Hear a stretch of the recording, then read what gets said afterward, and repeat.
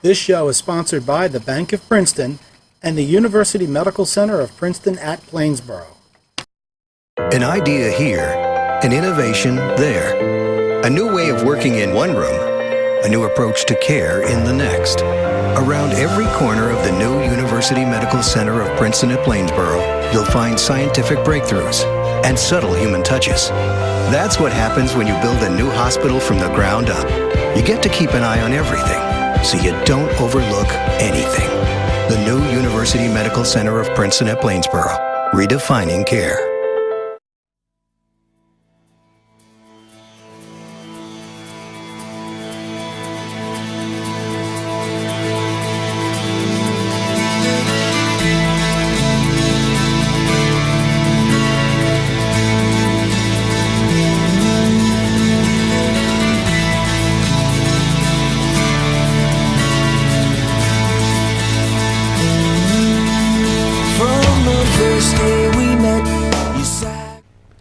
Good evening, I'm Lou Goldstein and welcome to another edition of Focus On. Tonight our focus is on tribute bands. And with me tonight, I'm very lucky to have two members of the British Invasion Tribute, Robert Murdoch and Lee Scott Howard. Thank you very much for coming on the show. Thank you, Lou. It's been great. Now tribute bands, for those of you who don't know what a tribute band is at home, basically a tribute band and is basically a musical group which performs the music and dresses in the style of one particular legendary rock group or groups. And I think nostalgia has become very prevalent among baby boomers and Generation Xers, who are, some may be unhappy with the current music that's coming out of the music industry, and see that the what's being played by the tribute bands have been exceptional and sometimes better than some of the music that was played by the original bands.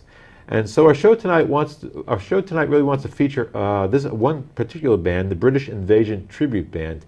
And Robert and Lee are basically two members of the group, and this is a group that's been around for a while, but they will be up and coming. So we're very fortunate to have them on because they're just on the bubble of breaking through big time.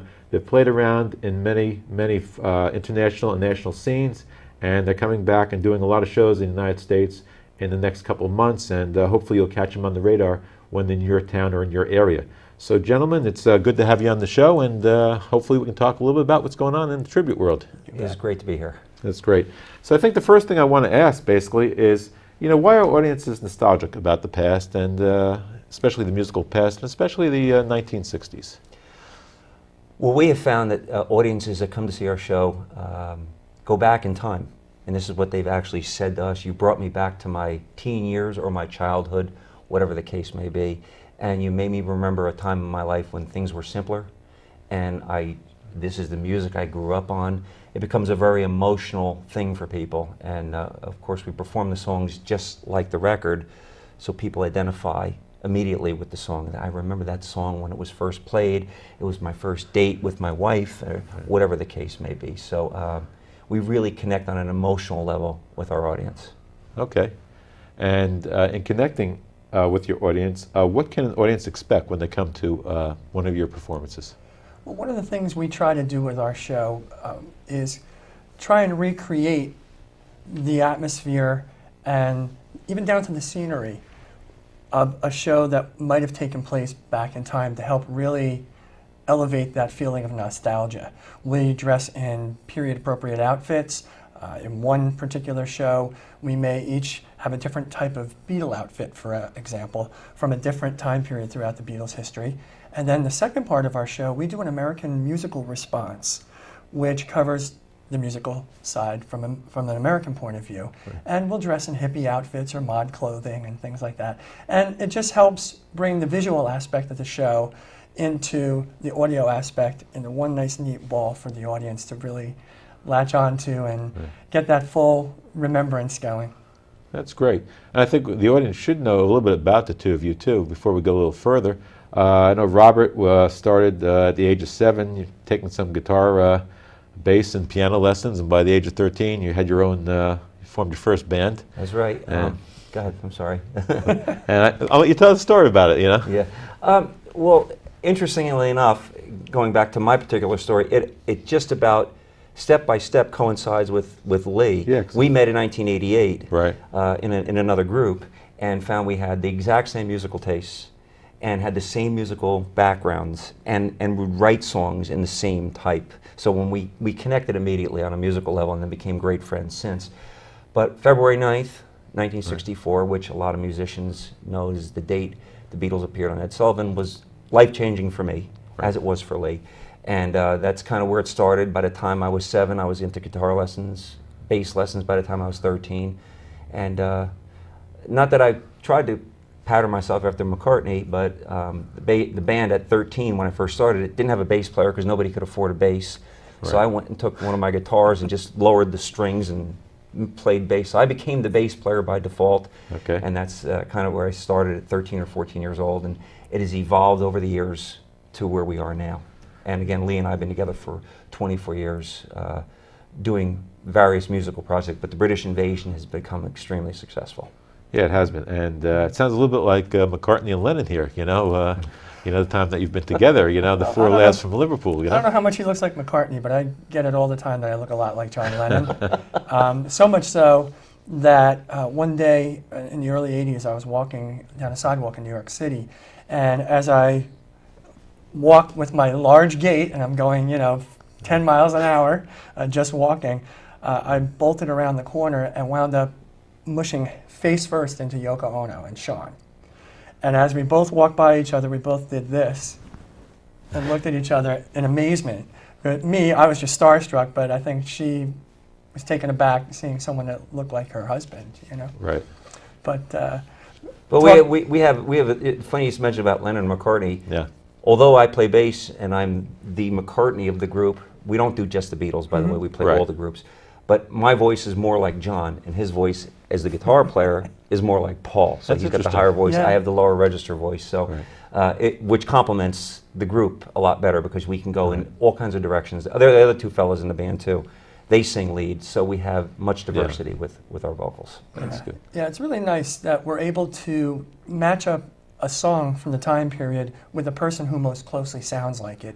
And that's another part of the nostalgia element of our show, is that when you recreate the music and it sounds like it did back in the day, and you have those signature parts that people identify with, Right. they really connect, and you'd be surprised the legion of die-hard British Invasion and American 60s music fans that will come up to us after a show and say, I heard that part, I'm so glad that you do that, because there are many bands we've seen that don't necessarily do it or maybe do it their own way, and it kind of hit me in a different way than others I've seen before. And that means a lot to us when we can evoke an emotion in what we do, because really that's what the original artist did too. Yeah, we get commonly people come up after our shows, and we typically get a standing ovation, Right. and people want our autographs afterwards, which is great. I mean, that's who we are. I mean, we're very accessible. We're not like, oh, that's our show, we're done, we're off duty. Right. No, we're still on until every last person is out of the theater. We're still on, but we've seen that people come up and say, I closed my eyes and I thought I was listening to the record. And you could see tears welling up in their eyes. It meant that much to them. Right. And like again, you did your job, so to speak. We're musicians. We get paid to have fun. Right. And it's an enviable position to be in, but it is a lot of hard work that goes into this. And one of the things that I also want everybody to know is that you're just not musicians, but also songwriters too. I know you both have been recognized for your songwriting ability. I know that you've been, selected, for a songwriting seminar in New York City for, the ASCAP Awards, and I know, Lee, you've done some, a lot of good songwriting in your past too and present. And so I think that's an element too that I think you bring to this, because when you're not just a tribute band, but also songwriters, you have a better feel for where you want to go. Absolutely. If I may, Sure. one of the things that Lee and I have often discussed is writing songs and then recreating those songs for performances when we were doing them in New York City was actually the training ground for what we're doing now, because we had to tear those songs apart that we recorded. They're our songs, and you had to recreate your own music to sound like your CDs that you put out. Right. Well, that's how we learned how to do this, because we took those songs and we said, okay, here's a song by Herman's Hermits called There's a Kind of Hush. This is now our song. we make it our song, so Okay. we tear it apart as if it was our own song, the same way we would if it was one of the songs we wrote. Okay. And that goes all the way down to the delivery too. Yeah. You know, music fundamentally is an emotional outlet, and the idea in my mind, and I know the rest of the band members share it, is to try and bring people into that emotion with you as much as possible. And that really is what it's all about. In talking to my kids about music, we've all found that the common element between any genre of music, you may not necessarily like it, but if someone delivers it passionately and honestly, you can respect it. And that's the type of aim that we go for. You know, even on Broadway, you see these Broadway actors, I mean, they do these shows 7, 8, 9, 10 times a week, Right. and they know the lines inside and out. But yet, every time they step out on that stage, it's as if it's the first time they're ever doing it, and they're giving it their all. And we try to bring that approach to our music as well, that every time we hit the stage, we're giving it our emotional all so that we get that in return from our audiences. If you don't connect with your audience, Lou, you're wasting your time. You really Right. are. There's bands that go up and perform, and there's bands that entertain. Right. There's a big difference. You can perform all night long and just be entertaining yourself, and the audience may or may not like it, but you're not connecting with them Right. on a personal level. We connect with our audience. You look somebody in the eye and you see somebody smiling or somebody jumping in the aisle dancing, and you connect with that person. And when you've done that, that's when you really have something special. And connecting with an audience is really what it's all about. So. When you're playing before an audience, you know, and you're looking out from the stage, you know, how does it feel when you're looking at people and they're excited, they're dancing, or they're having a reaction, a positive reaction? Let's put it that, as opposed to not having a reaction. And how does it make you feel? And also, have you had any unusual experiences with audiences, you know, during any of your performances, you know, that were a little bit Over over the top. enthusiastic, you know? Yeah, we often have an inside joke. The performance that we put on isn't really what we get paid for. Okay. We were doing these songs when we were 14 as kids in our bedrooms. Right. Now we're getting paid to go on stage and do these songs. But when you see what you just asked me, when you see the audience react, that's my pay. That's my internal pay. Right. I get such gratification out of that. I can't even begin to describe how good that feels. What they pay us for is everything that leads up to the show and everything that comes out at the end of the night. There's a lot of work that goes into putting on a performance, a lot. And Lee and I basically I handle business, he handles the creative and the marketing. So we kind of work very well together. But a lot of that work that he and I do behind the scenes, people don't realize the countless hours. It's not a 9 to 5. This is 24/7. Right. The job that we're in, and it's the life we chose. So we're not complaining, Right. but it is what it is. And it's also a business more than anything too. You know, between Robert, myself, and the agents, you know, we've got a financial department, we've got a marketing department, Right. the creative department, and it's run just like any other business is. And like Robert said, a lot of work goes into it. But really, the barometer of your success is when the audience does react, like you say. And I get the biggest charge when people come up to us afterwards and say, "You guys look like you were having the time of your lives." And I shot from the heart one day and I said, "Well, you know what? I don't know who's having more fun, you or us." You know, but that also comes with a high level of preparedness, so that when we walk out on the stage, we're no longer thinking about the performance, because it's a lot like martial arts. You just instinctively go and you do the performance, and your mind begins to concentrate on the audience, and you can have that fun with the audience and engage, Right. because you're no longer tied up with the deep concentration, because you've ingrained it so deeply into your subconscious. I didn't mean to get too deep on you, but That's okay. you know, it is something that does help us connect with the audience. The only you're asked about, I'm just thinking about an unusual experience. I don't know about unusual, but I can tell you more of like an experience of somebody that's come up to us. We thought that this was going to appeal to a market of 40-year-old to 65. Right. But we didn't realize that we were going to appeal to a lot younger of an audience, because a lot of the younger audience does know who the Beatles are. Right. And they do relate to their songs.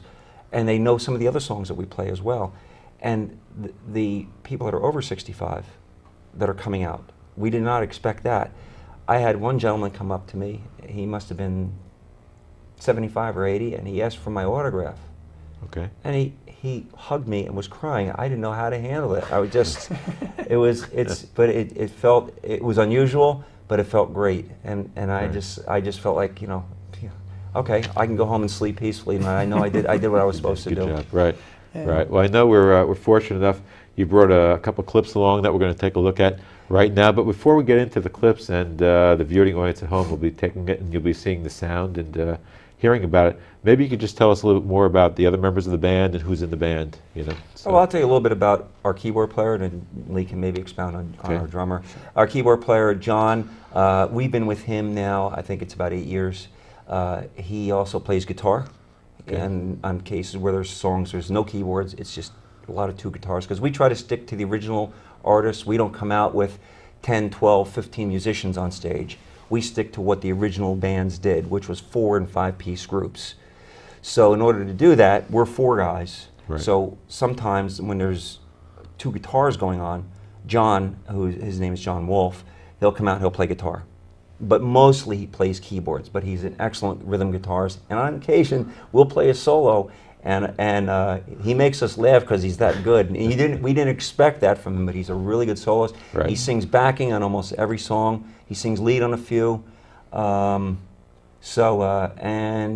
he's pretty much in the psychological profile that we would like to have of people in our band. And I'll just leave it at that. Okay. Okay. And who else is in the band? Our drummer, Jeff Ally, is an astonishing guy, to say the least, on a number of levels. First, we affectionately talk to him and say that he was born in the wrong decade. He's a little bit younger than we are, and in spite of that, he is just so steeped in 60s music. He is a Beach Boys fanatic, a Beatles fanatic, a Who fanatic. He loves all these bands, and we call him our Ringo. And it is a very apropos name for him, because that is right in the pipeline of where he plays. Okay. And he, like us, understands the idea of arrangement. And to my knowledge, he's not a songwriter, but from being so deep into the music of Right. the 60s and learning every subtle nuance of Ringo and Keith Moon and all these guys, he gets the whole idea of arrangement. And he'll call us out on things and say, in a rehearsal, and say, you know what, there's something going on there. I know it's in there, but I don't hear it. And we'll go back and we'll be like, unbelievable. He's great That's that great. way. Before we'll get back to this, Bob, I just want to hold the thought for a second. Yep. I just want to be able to get your clip on the air. And so right now we're going to take a little clip and look at the British Invasion tribute band, and let's take a look and see what they have and see their sound. Okay, let's take a look.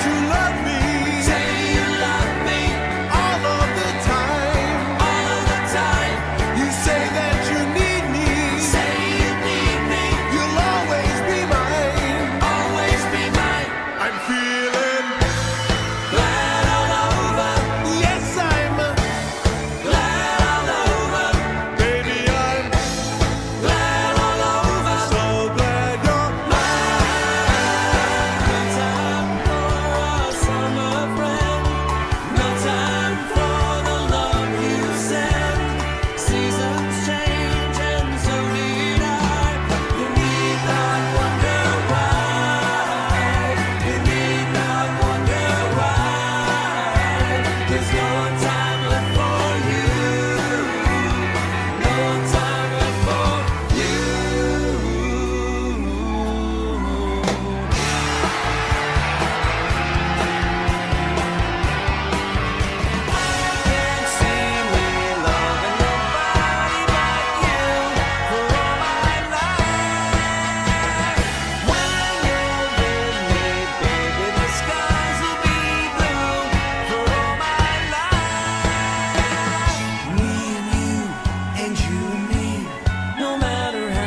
toss the dice. It had to be. The only one for me is you, and you for me. So happy together.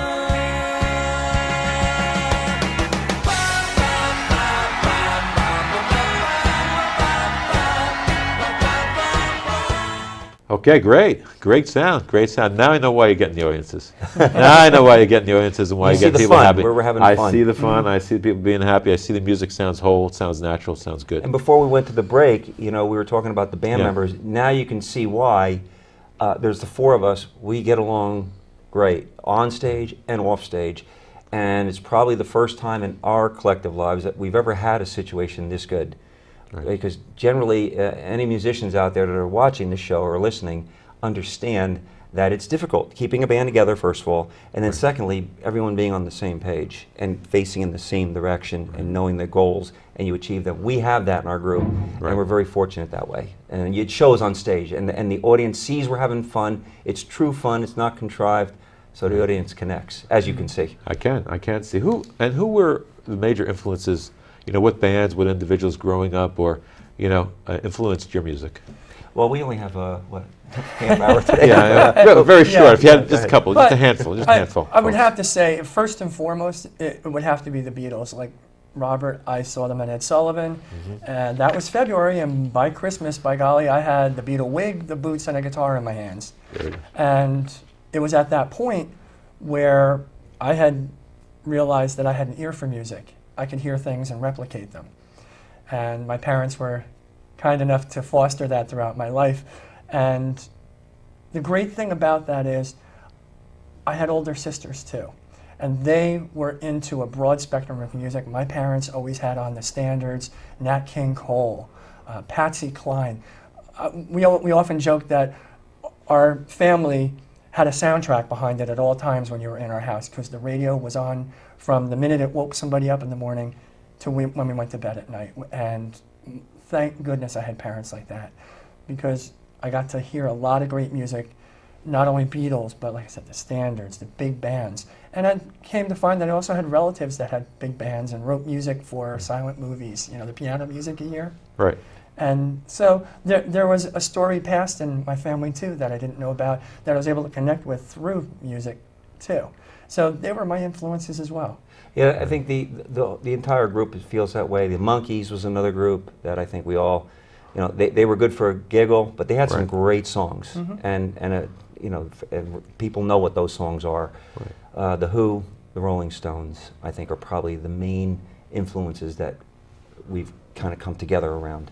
Okay, and I know a lot of the music that you have perform is not just a Beatles tribute, but you also have the classic rock artists, like from '65 to '69, and also, you have the music tribute to the British invasion, years around '64 to '67 or so. And I think those three stages plus the Beatles tribute set you apart from a lot of the bands which just focus in on one thing. We do three shows in one. Right. First show, you'll see a British invasion from all the groups, the Zombies, the Herman's Hermits, iconic groups such as long, cool woman, Hollies? the Hollies, Hollies, yeah. Dave Clark Five. Right. We do all of these groups. Then we'll come back out, change costumes. Then we do the American response, as I mentioned, the Monkees, Simon and Garfunkel, Steppenwolf. The list goes on. Oh, Creedence. Creedence Clearwater, John Fogerty, and then we'll roll into a tribute to the Beatles at the end. So Right. it's three shows in one, and that tribute is to the Beatles is like usually side B of Abbey Road, note for Right. note, or Sgt. Pepper medley. Yeah. And we decided to do a show like we do. It's referred to as a genre tribute Right. rather than a band tribute. And our philosophy is we love this music, we love performing it, and we want to bring as many people as we can along for the ride.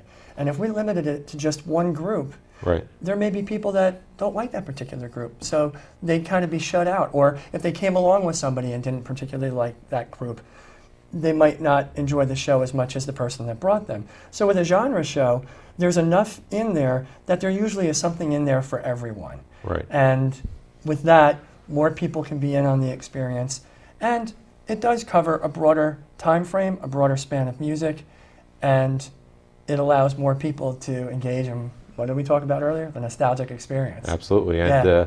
you know, I know we're running a little short on time, but I know you had a couple great shows. You were at the Strand Center for the Arts in Lakewood in October, and then followed that up in Foxborough with a great show up at Showcase Live. And you went all the way down to University of West Alabama and had a nice show in the Bibb Graves Auditorium there. And you know, the enthusiastic crowds are just great. And I know you probably have some dates that you might want to talk about that are coming up. I know that you may be playing First Night in Morris County. That's right. We will be there New Year's Eve, December 31, First Night Morris, in Morristown, New Jersey, at the Mayo Center for the Performing Arts.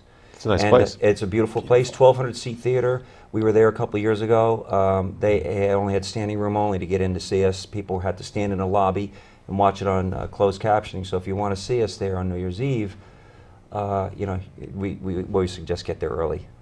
Okay.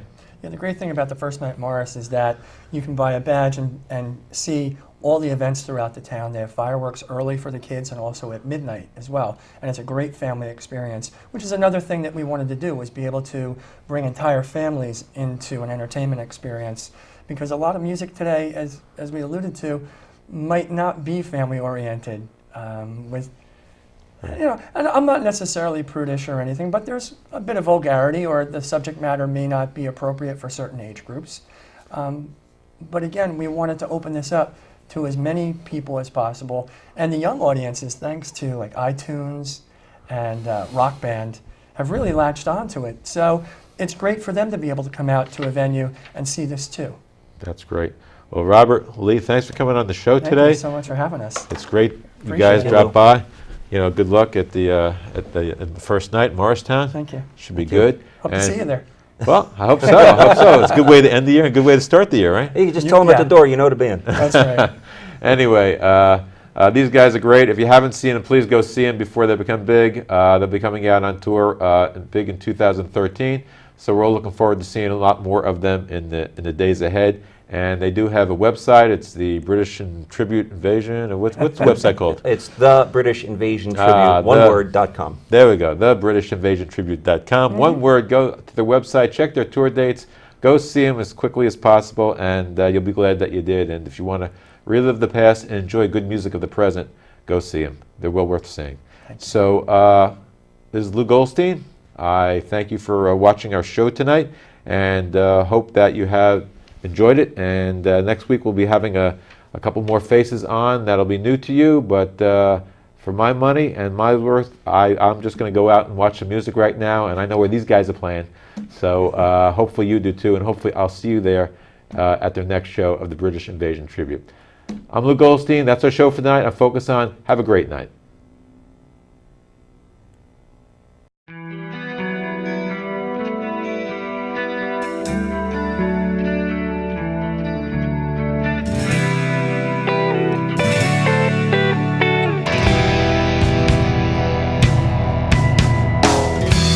It was the first time, was it the last time? We took our chances and reached for paradise.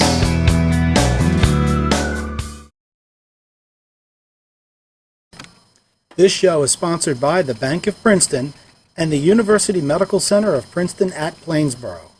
An idea here, an innovation there. A new way of working in one room, a new approach to care in the next.